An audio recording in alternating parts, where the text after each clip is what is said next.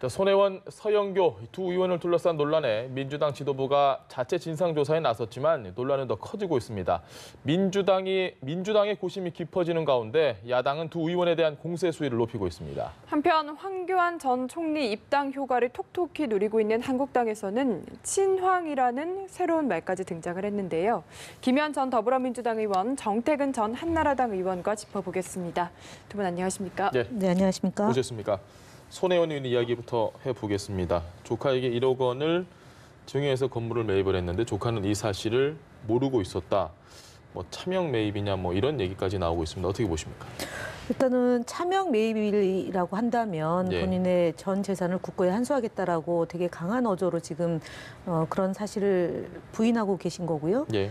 그다음에 이제 그 목포에 현재 있는 주민들의 반응이나 아니면 박지원 민주평화당 국회의원의 그 여러 차례의 이 뭐 방송 출연과 말씀을 통해서 종합해 보면 어쨌든 그 문화재를 보호해야 된다라는 그런 인식에서 기초해서 이제 허물어져가는 건물이 그렇게 안 되게 하기 위한 그 나름의 생각을 갖고 이제 활동을 한 것으로 보여집니다. 그러나 다만 국민들의 정서에 부합하느냐 이런 문제는 좀 제대로 살피지 못했던 것 같습니다. 그래서 결국은 아무리 좋은 일을 한다 하더라도 현직에 몸을 담고 있는 공직자가 그 국회의원이 뭐 조카나 아니면은 뭐 남편이 운영하고 있는 그런 재단을 통해서 건물을 매입했다는 것 자체가 이런 그 야당의 공격의 빌미가 될 수 있다는 점까지는 염두에 두지 못했던 것 같습니다. 그래서 본인이 뭐 현직에 있을 때 정보를 통해서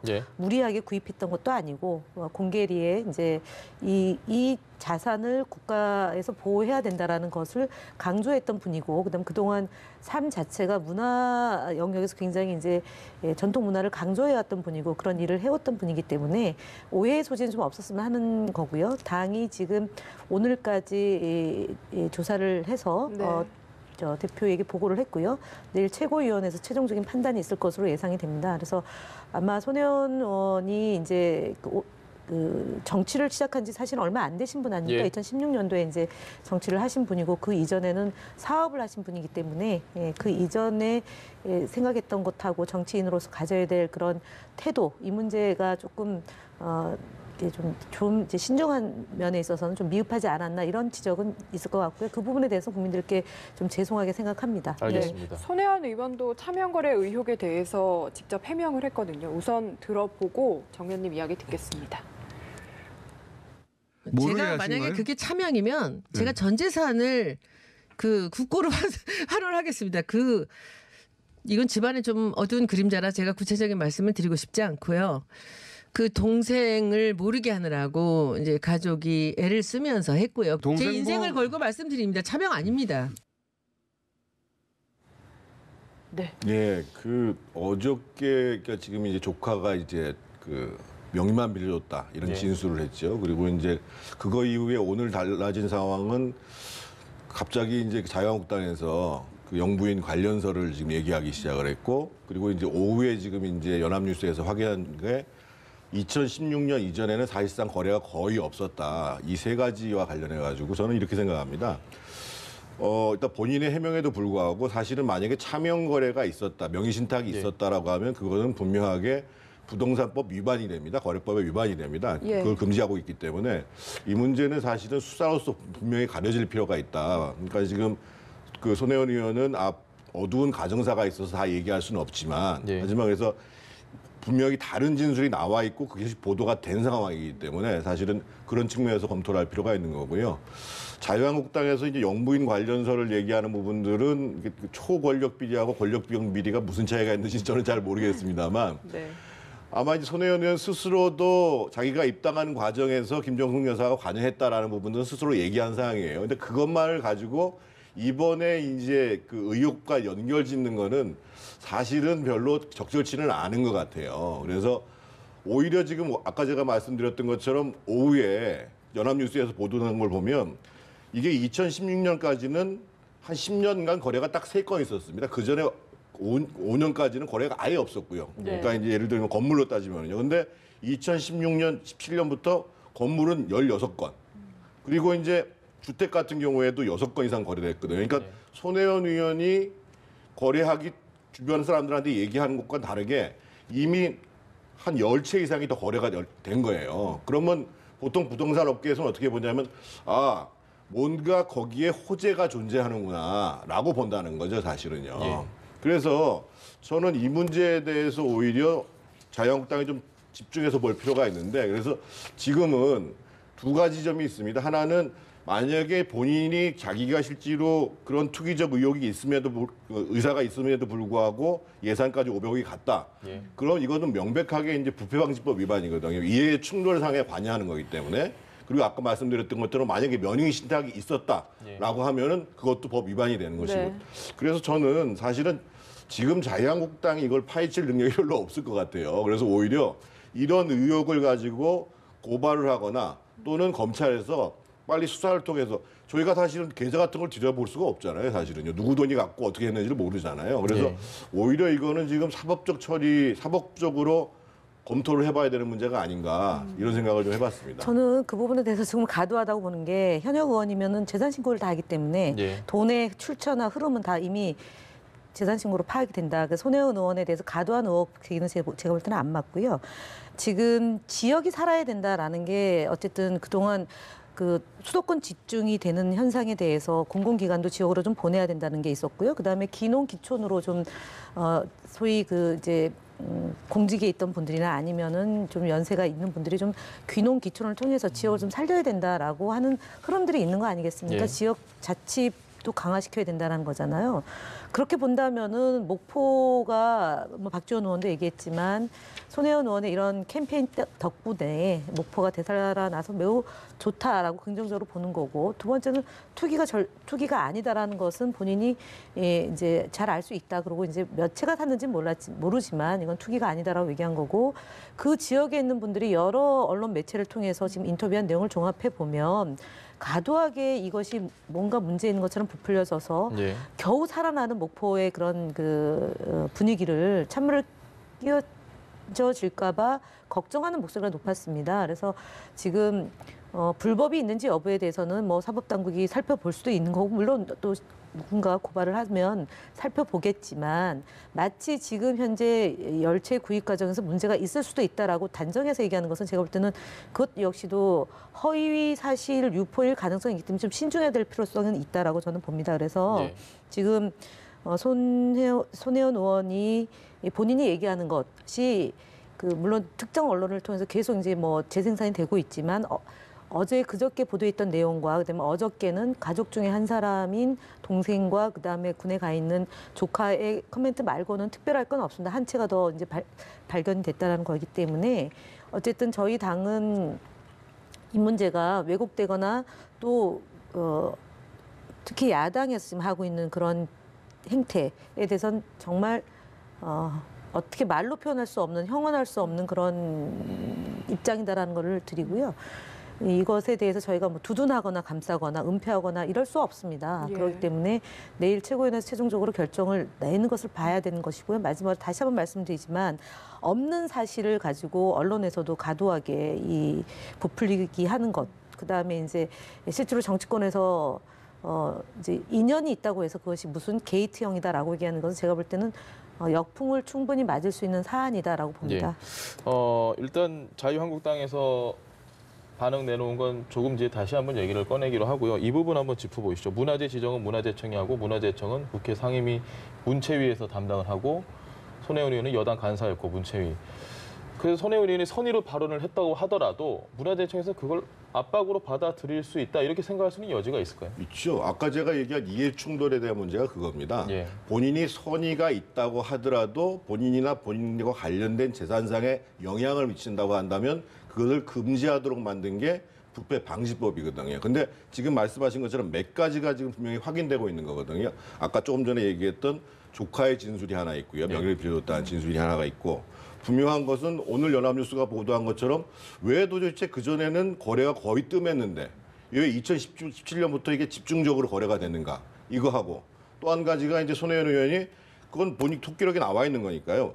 그것을 문화재로 지정할 필요가 있다라고 진술했다는 내용이 있고 예. 그리고 예산이 500억이 배정됐다는 사실이 존재하는 겁니다. 그래서 아까 제가 그래서 이 문제는 사실은 국회의원 차원에서 조사하기가 쉽지가 않기 때문에 사법적으로 조사할 필요가 있다라는 게 그런 이유거든요. 예. 명백하게 몇몇 가지 확인되는 사실에서 부패방지법의 위반의 소지가 있다라고 판단할 수 있는 거거든요. 무고를 갖다 얘기하는 것이 아니라. 그래서 저는 이미 나와 있는 것만 가지고 본인이 예를 들면 암만 선이었다고 하더라도 그거를 납득하기가 어려워요. 국민 상식의 눈에서 바라보면. 그렇다고 한다면 조사를 해야 되는 거죠, 당연히. 이 말씀하신 내용 중에 마지막 부분이요. 이 건물을 매입한 이후에 2017년 11월입니다. 그때 교문이 예결심사소위에서 해당 거리를 보존을 하자라는 발언을 실제로 했거든요. 이 발언은 좀 어떻게 지금 보고 계신가요? 그러니까 문화 문체위 관광 예결심사 소위에서 발언한 걸 말씀하시잖아요. 맞습니다. 그거를 가지고 지금 이 시점에서 그러니까 지금 2017년도 11월 달이고 그 이후에 이제 지정이 됐는데 그 거리를 보존하자. 저는 잘못됐다고 생각 안 하는데요. 거리를 보존해야죠. 그것이 무슨 재산상의 이득을 취하는 것이 아니라 그 거리를 보존해야지만 그 이제 목적이 성립이 되는 거지 않습니까? 그리고 예를 들어 이것이 근대 건물로서 이제 근대 역사 문화 공간으로서 지정이 됐고 죽어가던 거리 또는 그 건물이 무너지고 뭐 황폐화되고 그것을 뭐 아파트로 만드니 많이 이런 얘기가 있었던 것인데 그거를 그런 이제 근대 역사를 재조명하는 공간으로 살려야 된다라고 얘기했고 그리고 거리를 도로를 뭐 잘 만들자라고 얘기하는 것이 문제인가요? 저는 그렇게는 안 봅니다. 이렇게 얘기해 보면 좋겠지. 오늘 한 사설에 나와 있던데 예를 들면 주변 사람들한테 그것을 지인들이나 이런 사람들한테 하라 그러지 말고 분명하게 그것이 문화재로서의 앞으로 발전 가능성 이런 것들을 염두에 뒀다고 한다면 예. 본인이 스스로 예를 들면 영의신탁이나 여러 가지 이해 충돌에 대한 오해가 발생할 소지가 충분히 있단 말이에요. 그러니까 본인은 별로 재산적 가치가 증가하지 않았다고 그러는데 예를 들면 8,700만 원짜리를 샀는데 1억 2천 이게 정도 1년 사이에 3,300만 원이 2년 사이에 늘었다. 이건 엄청난 거거든요. 그러니까 네. 수익률이 연 10%가 넘어가는 거예요, 기본적으로. 그러면 사실은 그래서 그 사설에서 지적하는 건 뭐냐면 정말로 그런 의도가 있었다고 한다면 그 문화재를 보존하기 위한 재단을 하나 만들어 가지고 공공재단 같은 거죠. 그렇죠. 자기도 출연하고 다른 사람도 출연해 가지고 뭐 집도 매입을 하고 했으면 이런 문제가 생기지 않았는데 그러니까 국회의원 마지막에 그만두고 그렇게 말씀드릴게요. 하겠다고 얘기하고 있는 거죠. 그런데 문제는 사실은 본인이 계속 문화재로 해서 그걸 무슨 이태리의 무슨 도시처럼 만들자라고 얘기를 하면서 주변 사람들은 계속 건물을 매입하게 되고 더더군다나 조카의 명의신탁 얘기까지 나오는 문제이기 때문에 그래서 사람들은 상식적 눈으로 보면 아무리 그분이 선하다고 얘기해도 납득하기 어렵다 이렇게 나오는 거거든요. 자유한국당 얘기 한번 해보시죠. 두 분께서 조금씩 언급을 해주셨는데 왜 본질과 좀 다른 부분 같습니다. 김정숙 여사와 이 문제를 엮는 부분 이것에 대해서는 어떻게 보십니까? 그러니까 어디 한 군데도 그것이 발견되지 않았지 않습니까? 예. 지금 이제 2017년도에 이제 그 주택이나 이런 걸 매입을 했다라고 되어 있고 매입한 사람도 명료하게 드러났던 것이고 관련성이 정말 단 1%도 없는데도 불구하고 끌어들인 것은 사실은 제목 장사하는 거라고 저는 봅니다. 그다음에 두 번째는 나경원 원내대표가 2007년도에 이명박 전 대통령 후보가 예. BBK가 문제가 됐을 때 예. 주어를 생략하면서까지 두둔했던 일이 있습니다. 그때도 되게 국민들이 볼 때는 납득하기 어려운 좀 뜨악하는 그런 형태의 대변인 활동을 했습니다. 그래서 지금 원내대표임에도 불구하고 여전히 예전에 자유한국당 이전의 전신인 한나라당이나 예. 자유한국당의 대변인 격의 그러니까 조어를 만들어내서 국민들의 관심 또는 분위기를 좀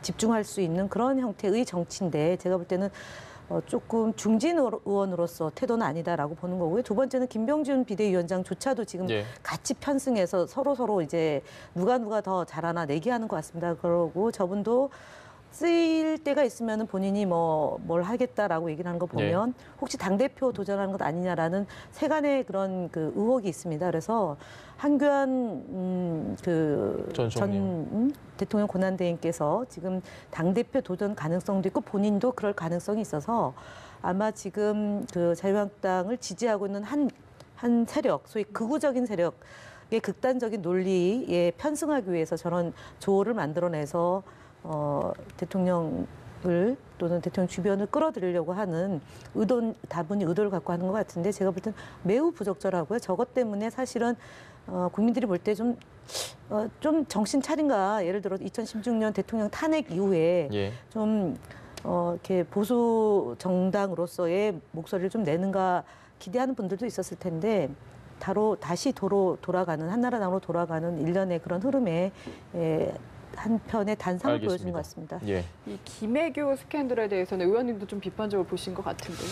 자유한국당이 지금 연말부터 시작해서 연 3주간 지금 지지율이 조금씩 계속 빠지고 있어요. 그건 뭐냐면 계속 여당의 악재가 생김에도 불구하고 야당으로서 제대로 그것을 공략하지 못한다라고 하는 불만도 있고 예. 또 한 가지는 좀 과도하게 문제 제기하지 않느냐 이런 문제도 있는 거거든요. 연말에 김태우권 같은 경우도 굉장히 호재였는데 운영결을 잘 못했잖아요. 예. 기본적으로. 근데 이번도 사실은 영부인을 바로 끌어당기기에는 좀 무리한 측면이 있어요. 그러니까 손혜원 의원이 사실은 자기 스스로 영부인 얘기한 건 사실이에요. 네. 영부인이 도와달라고 해서 내가 입당을 했고 그래서 홍보 도와를 도와줬다. 그리고 네. 이제 공천을 받았잖아요. 그거는 팩트지요. 근데 그거하고 이번 건을 바로 연결하기에는 굉장히 어렵거든요. 아까 제가 말씀드렸던 것처럼 지금 확인되는 새로운 내용들을 중심으로 해가지고 문제를 제기해도 이거 집권당에 있는 사람이 자기 상임위에 있는 권력을 가지고 이렇게 했다 해도 엄청나게 큰 문제거든요. 예. 그런데 제가 보기에는 좀 촌스럽다고 해야 되나요? 아니면 의욕이 너무 앞선다고 해야 되나요? 별로 적절치 않습니다. 알겠습니다. 제가 공천에 대한 얘기를 좀 바로잡을 필요가 있습니다. 예. 손혜원 의원의 공천은 사실은 당시에 비례대표로 거론이 됐었는데 김종인 비대위원장이 저희 컷오프라는 아주 전대미문의 정무적 판단으로 공천 학살을 하지 않았습니까? 그래서 당시에 그 정청래 의원이 본인의 지역구에 손혜원 의원이 출마하는 것을 전제로 해서 본인이 이제 수용을 한 것이기 예. 때문에 여사님이 공천을 로 연결되는 것은 예. 제가 볼 때는 팩트가 아닙니다. 네. 알겠습니다. 손혜원 의원이 얘기한 거예요. 알겠습니다. 아니, 민주당 입당하는 것하고 공천하고는 다릅니다. 네. 알겠습니다. 자, 민주당에서 고민이 많은 게 지금 서영교 의원 논란도 있습니다. 저희가 일단 관련해서 영상을 준비했는데 보고 오시죠.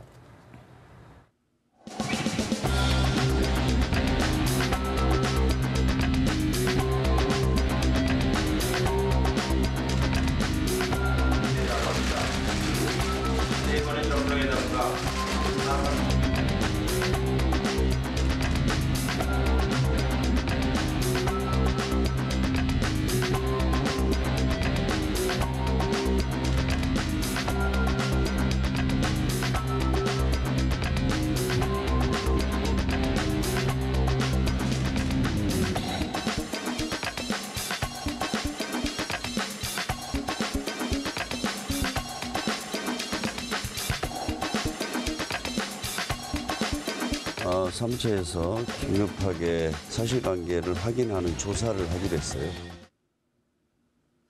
자, 서영교 의원 지인의 아들에 대한 재판을 국회 파견 나온 판사에게 청탁했다. 만약에 이게 사실이면 이건 정말 심각한 문제입니다. 어떻게 보고 계십니까? 일단 2015년도면은 네. 저희가 이제 야당 시절이었고요. 이제 판사가 이제 국회 출입하는 판사에게 부탁을 했다. 그러나 재판 결과는 크게 달라지지 않았다라는 네. 거고요. 그러니까 문제는 지금 정확하게 기억이 나지 않기 때문에 해명을 뚜렷하게 못하는 점이 저희가 봐도 좀 안타깝다는 거고요.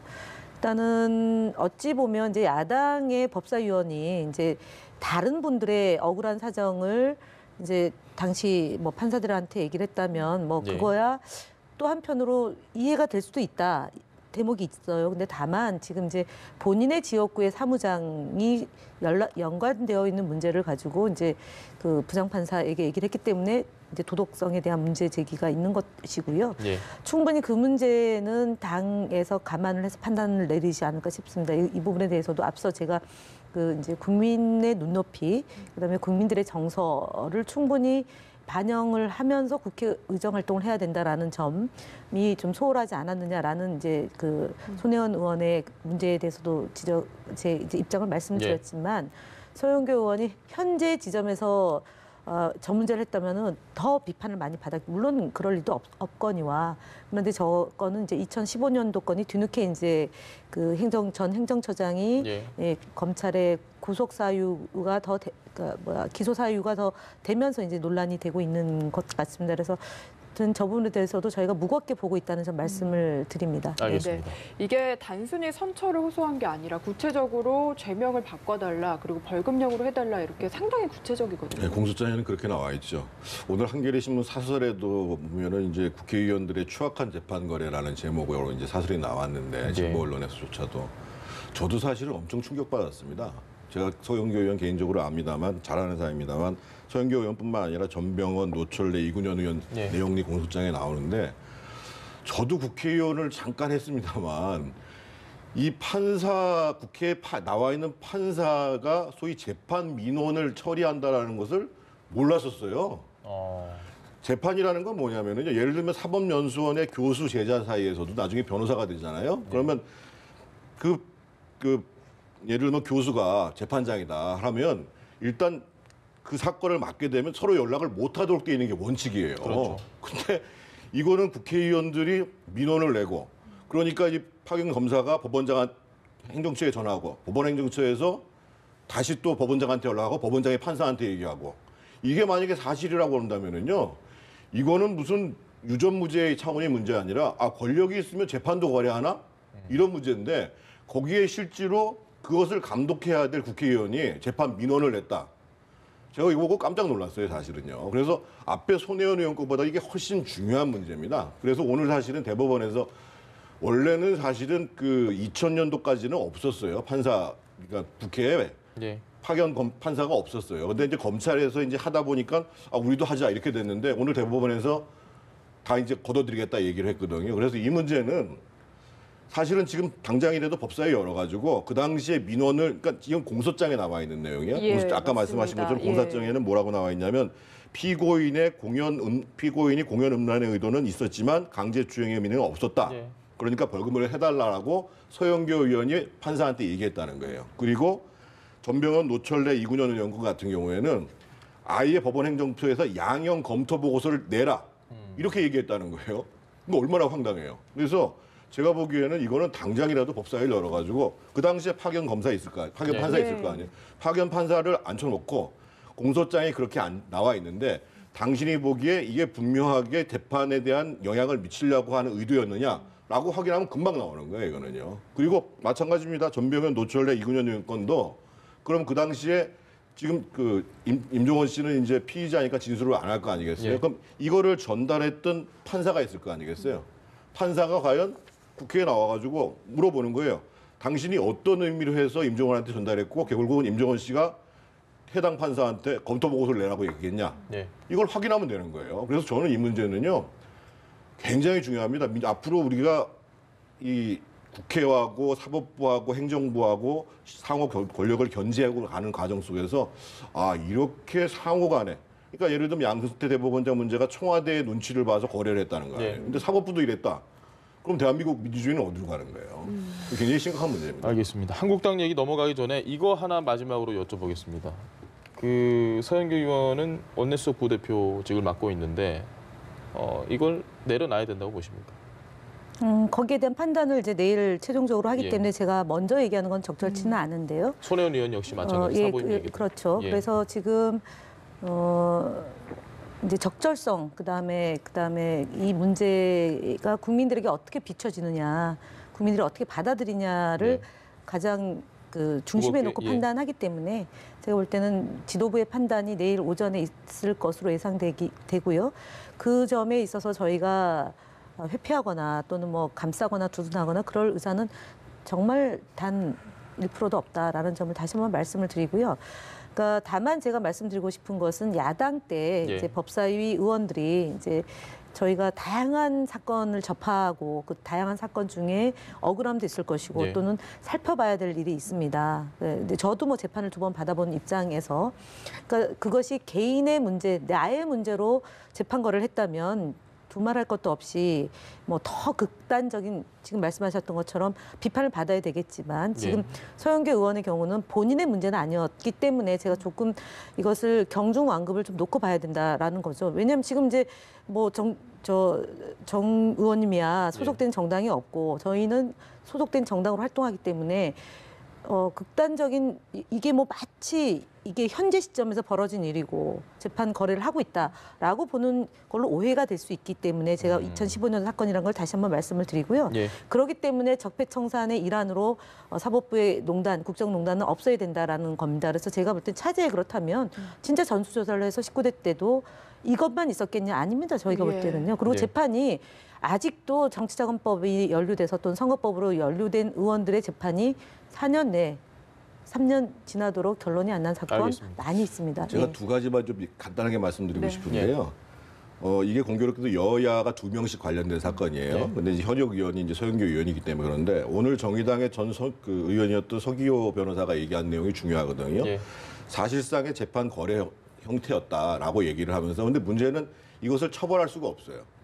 왜냐하면 부정청탁에 대한 그 2000년도까지는 없었어요. 판사 그러니까 국회에 파견 판사가 없었어요. 근데 이제 검찰에서 이제 하다 보니까 우리도 하자 이렇게 됐는데 오늘 대법원에서 다 이제 걷어들이겠다 얘기를 했거든요. 그래서 이 문제는 사실은 지금 당장이라도 법사위 열어가지고 그 당시에 민원을 그러니까 이건 공소장에 나와 있는 내용이에요. 아까 맞습니다. 말씀하신 것처럼 공소장에는 뭐라고 나와 있냐면 피고인이 공연 음란의 의도는 있었지만 강제추행의 의미는 없었다. 그러니까 벌금을 해달라고 서영교 의원이 판사한테 얘기했다는 거예요. 그리고 전병헌 노철래 이군현 의원 같은 경우에는 아예 법원 행정처에서 양형 검토 보고서를 내라 이렇게 얘기했다는 거예요. 이거 얼마나 황당해요. 그래서 제가 보기에는 이거는 당장이라도 법사위를 열어가지고 그 당시에 파견 검사 있을 거 아니에요. 파견 판사 있을 거 아니에요. 파견 판사를 앉혀놓고 공소장에 그렇게 나와 있는데 당신이 보기에 이게 분명하게 재판에 대한 영향을 미치려고 하는 의도였느냐라고 확인하면 금방 나오는 거예요. 이거는요. 그리고 마찬가지입니다. 전병헌 노철래 이군현 의원 건도 그럼 그 당시에 지금 그 임종원 씨는 이제 피의자니까 진술을 안 할 거 아니겠어요? 그럼 이거를 전달했던 판사가 있을 거 아니겠어요? 판사가 과연 국회에 나와가지고 물어보는 거예요. 당신이 어떤 의미로 해서 임종원한테 전달했고 결국은 임종원 씨가 해당 판사한테 검토 보고서를 내라고 얘기했냐? 이걸 확인하면 되는 거예요. 그래서 저는 이 문제는요 굉장히 중요합니다. 앞으로 우리가 이 국회하고 사법부하고 행정부하고 상호 권력을 견제하고 가는 과정 속에서 이렇게 상호 간에 그러니까 예를 들면 양승태 대법원장 문제가 청와대의 눈치를 봐서 거래를 했다는 거예요. 근데 사법부도 이랬다. 그럼 대한민국 민주주의는 어디로 가는 거예요? 굉장히 심각한 문제입니다. 알겠습니다. 한국당 얘기 넘어가기 전에 이거 하나 마지막으로 여쭤보겠습니다. 그 서영교 의원은 원내수석 부대표직을 맡고 있는데 이걸 내려놔야 된다고 보십니까?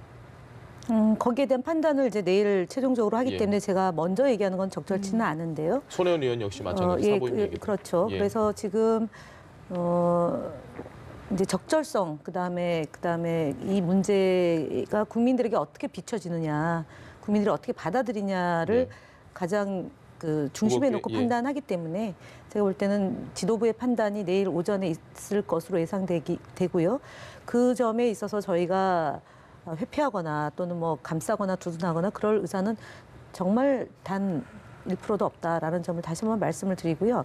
그러니까 다만 제가 말씀드리고 싶은 것은 야당 때 이제 법사위 의원들이 이제 저희가 다양한 사건을 접하고 그 다양한 사건 중에 억울함도 있을 것이고 또는 살펴봐야 될 일이 있습니다. 근데 저도 뭐 재판을 2번 받아본 입장에서 그러니까 그것이 개인의 문제, 나의 문제로 재판 거래를 했다면 두말할 것도 없이 뭐 더 극단적인 지금 말씀하셨던 것처럼 비판을 받아야 되겠지만 지금 서영교 의원의 경우는 본인의 문제는 아니었기 때문에 제가 조금 이것을 경중완급을 좀 놓고 봐야 된다라는 거죠. 왜냐하면 지금 이제 뭐 정 의원님이야 소속된 정당이 없고 저희는 소속된 정당으로 활동하기 때문에 극단적인 이게 뭐 마치 이게 현재 시점에서 벌어진 일이고 재판 거래를 하고 있다라고 보는 걸로 오해가 될 수 있기 때문에 제가 2015년 사건이라는 걸 다시 한번 말씀을 드리고요.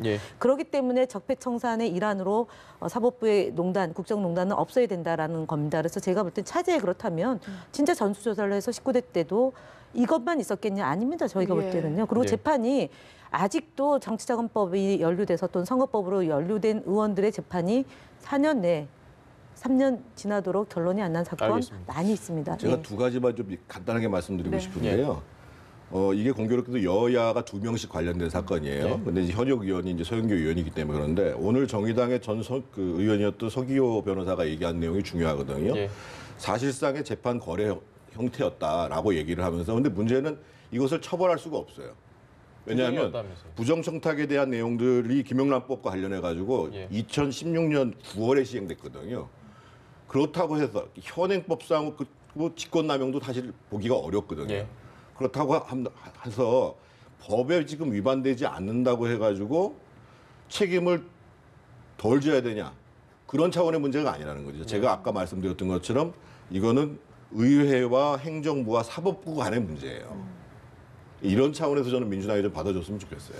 알겠습니다. 네, 한국당 이야기로 넘어가 보겠습니다. 황교안 전 총리가 입당하고 계속 화제가 되고 있는데 이에 앞서서 초재선 의원 7, 8명 정도가 별도로 모임을 갖고 황 전 총리를 어떻게 지원할지 좀 이야기를 했다고 합니다. 지금 친황까지 이야기가 나오고 있거든요. 이 상황 어떻게 그러니까 보세요? 지금 나서는 의원들하고 황교안 총리는 이해가 맞는다고 봐야 돼요. 예. 그러니까 황교안 총리가 이제 빨리 입당을 한 것은 예를 들면 반기문 전 총장이나 고건 씨 같은 경우 고건 총리를 보니까 집계 세력이 없어서 대선까지 못 간 거잖아요. 그러니까 이번에 전당대회에서 당권을 잡고 자기가 책임하에 공천도 한 다음에 그다음에 이제 자기 집계 세력을 만들어서 대권까지 가겠다라고 하는 계획이 황 총리의 계획이고 네. 의원들 입장에서 보면 과연 누가 다음에 나를 확실하게 공천해 줄 사람이냐. 예. 특히 이제 거기 거론되는 의원들 뭐 민경욱 의원은 인천입니다만 지금 특히 대구 경북에 있는 의원들 사이에서 그 움직임들이 더 활발하다는 거잖아요. 그러니까 대구 경북 같은 데는 거기가 공천만 받으면 당선되는 거란 말이에요. 그러니까 이제 이 황 총리와 황 전 총리와 의원들의 이해가 맞아떨어지는 건데 문제는 그거죠. 저희가 이제 총선만 치르는 것이 아니라 대선까지 가야 되는데 과연 그러면 황 총리라는 얼굴로서 보수 야권을 통합할 수 있는가 또는 광범위한 지지세를 형성할 수 있는가 이 문제는 별개의 문제라는 거죠.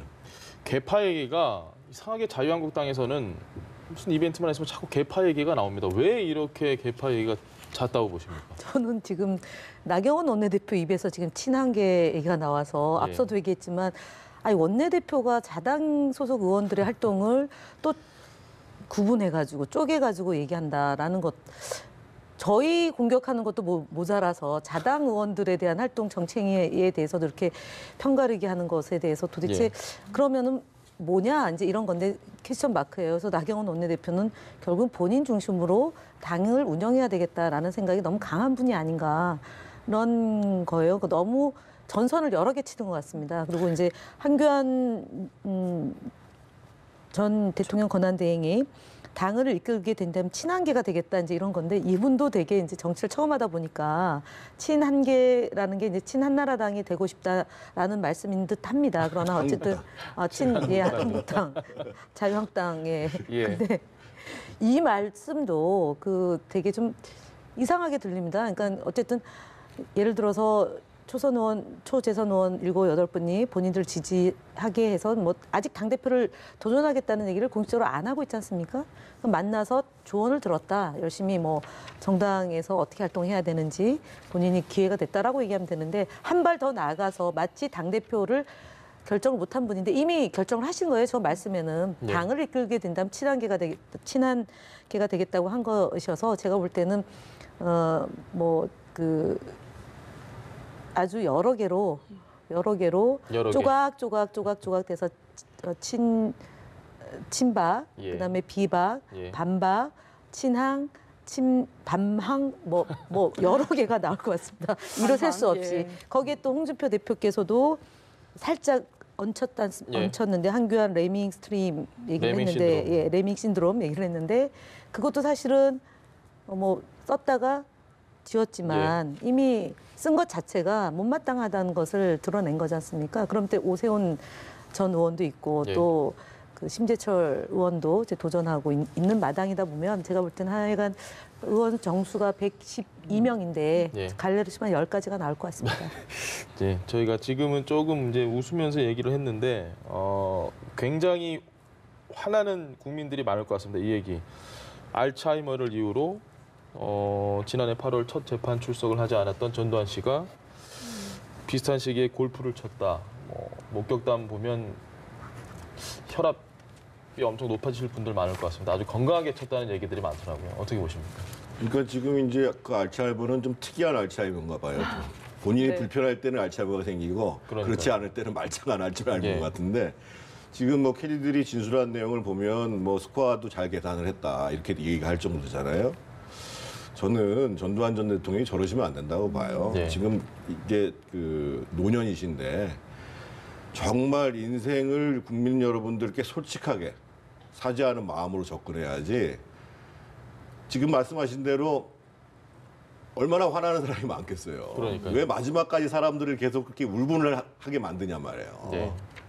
이게 골프 치신 분들은 아시겠지만 스코어를 계산한다는 게 캐디 분들도 헷갈린다고 하거든요. 좀 그러니까 캐디가 헷갈리는 것을 바로잡는 역할을 하셨다는 거지 않습니까? 예. 그리고 또 하나가 이제 나경원 원내대표가 그 5.18 조사에 다양한 시각이 들어가야 된다라고 얘기했는데 그럼 다양한 시각이라고 국민들이 생각할 수 있는 것은 북한군의 소양이다라고 얘기하는 게 다양한 시각 중에 하나 아니겠습니까? 그래서 이 부분에 대해서 그 자유한국당이 앞서 이제 저희가 예를 들어 뭐 여당이든 아니면 국정 운영에 국민들이 좀 불편한 일이 있다가도 다시 결집하는 이유 중에 하나가 야당의 이런 정말 황당무계한 도저히 상상할 수 없는 일들과 발언이 그 즉시 나타나니까 사실은 자유한국당의 지지율이 떨어지는 것 아니냐라는 아까 정태근 전 의원님의 말씀이 바로 그대로 이제 투영되는 것 같습니다. 그래서 사실 이 전두환 전 대통령의 이 강주에 내려가서 재판을 받아야 됨에도 불구하고 민주주의의 아버지는 전두환이라고 얘기하는 이순자 씨의 발언에 대해서 당이 자유한국당이 어떤 공식적 입장을 내지 않고 부부지간에 그런 얘기 할 수 있는 듯한 뉘앙스의 얘기가 면죄부를 주는 얘기를 김병준 비대위원장이 하지 않았겠습니까? 거기서 더 나아가서 골프 치는 모습이 나와도 누구 하나 자유한국당 소속된 정치인 하나가 질타하는 게 없습니다. 예. 그래서 사실은 부창부수에다가 그나물의 그 밥이라고 전두환 씨와 이순자 씨의 행태에 대해서 자유한국당의 지금 현재 김병준 비대위원장과 나경원 원내대표가 어떤 입장도 내지 않는 점이 아마 자유한국당의 지지율이 떨어지는 가장 큰 요인이지 않을까 싶습니다. 전두환 씨 관계자 지금 화면에 나옵니다.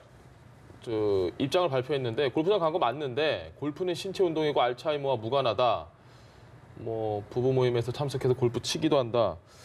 재판장은 못 나오는데 어떻게 골프장 간다라는 건 참. 아니 그 알츠하이머를 알아도 골프장 갈 수 있는 건 사실이에요. 예. 알츠하이머가 굉장히 장기간 진행되기 때문에 그리고 이제 알츠하이머 증상이 이제 어느 부위에 대해서 기억을 잊어버리느냐가 차가 있기 때문에 저런 얘기는 할 수가 있는데 그게 중요한 게 아니라 예. 그럼 왜 재판을 안 가냐 말이에요. 그러니까요. 왜 재판을 안 가고 왜 회고록에 나와 있는 내용에 대해서 명료하게 얘기를 못 하냔 말이에요. 그러니까 지금 골프를 치니까 더 화가 나긴 하는데 그걸 지금 따지는 게 아니라 왜 본인이 한 행위에 대해서 책임을 안 지냐 지금 이 얘기를 하는 거거든요. 이순자 씨가 인터뷰에서 뭐 알츠하이머라서 재판장 못 간다라고 했던 얘기에 대해서는 그건 좀 그것도 말이 안 되죠. 거짓말 정도라고 이해하시면. 그러니까 알츠하이머라는 병이 예를 들면 부부관계에서도 부부를 모르고 생활할 수 있을 정도의 심한 질병이기는 해요. 예.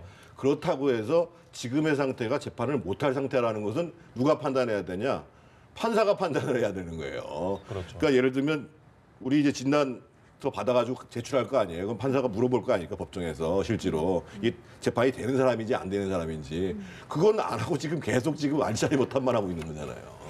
이런 가운데 한국당이 제대로 된 이야기 못하는 것도 비판을 하셨는데 지금 진상규명조사위원회에서 추천위원 3명 말고도 말이 많잖아요. 뭐 추천 철회를 해야 된다고 보시는지 다시 추천해야 한다고 보시는지 어떻게 생각하십니까?